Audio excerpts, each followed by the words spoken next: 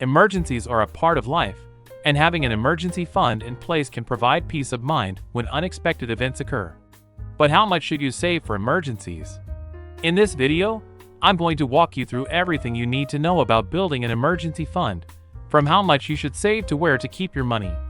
By the end, you'll have a clear plan to start building your emergency fund and protect yourself financially. Let's get started. First, let's talk about why you need an emergency fund in the first place. Emergencies can come in many forms: an unexpected medical expense, a car repair, or even a job loss. Without an emergency fund, you might be forced to rely on credit cards or loans to cover these costs, which can lead to debt and stress. Having an emergency fund allows you to cover these unexpected expenses without derailing your financial progress. So how much should you save? A good rule of thumb is to aim for 3 to 6 months worth of living expenses. This means you need to calculate how much you spend each month on essentials like rent or mortgage, utilities, food, transportation, insurance, and other necessary bills. Once you know your monthly expenses, multiply that by 3 to 6 months to determine your target emergency fund amount. If your monthly expenses total $2,000, for example, your emergency fund should range from $6,000 to $12,000. But not everyone needs the same amount in their emergency fund. The ideal size of your emergency fund depends on your individual situation. If you have a stable job, you might be okay with a smaller emergency fund, closer to the 3-month range. However, if your income is unpredictable or if you have dependents, you may want to aim for 6 months worth of expenses or even more. For those who are self-employed, have a side hustle, or work in an unstable industry, it's especially important to have a larger emergency fund. Job loss or irregular income could mean a longer gap between paychecks, and having a cushion can help you avoid financial stress during these times.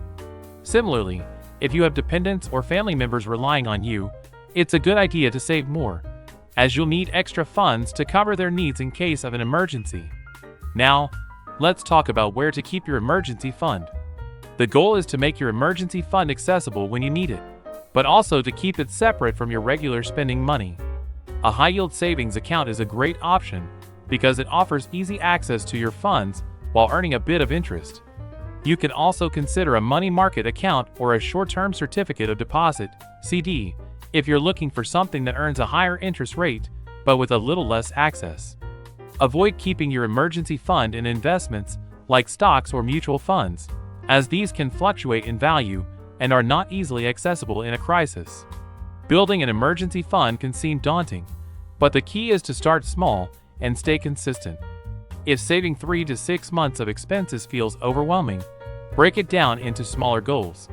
Start by aiming for $500 or $1,000, and then gradually increase your savings over time. Set up automatic transfers to your savings account each payday, and treat your emergency fund like a non-negotiable expense.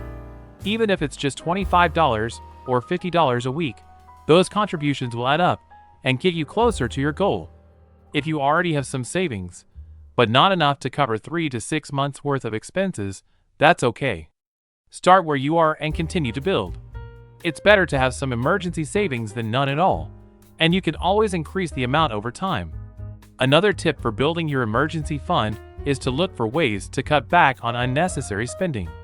Track your expenses and identify areas where you can reduce costs, such as eating out less, canceling unused subscriptions, or limiting impulse purchases. Redirect the money you save into your emergency fund. The more you can save, the faster you'll reach your goal. Once your emergency fund is fully funded, make sure to keep it replenished after you use it. If you dip into your emergency fund for a car repair or medical bill, be sure to pay it back as soon as possible so you'll be ready for the next unexpected expense. To recap, here are the key takeaways for building your emergency fund. 1. Aim for 3 to 6 months worth of living expenses. 2. Adjust your goal based on your situation, self-employed or with dependents. Save more. 3. Keep your emergency fund in a high-yield savings account or money market account for easy access and security. 4. Start small and stay consistent. Set automatic transfers and treat saving like a regular expense. 5. Cut back on unnecessary spending and direct those savings into your emergency fund. Building an emergency fund doesn't happen overnight, but with patience and dedication, you can create a financial safety net that gives you peace of mind.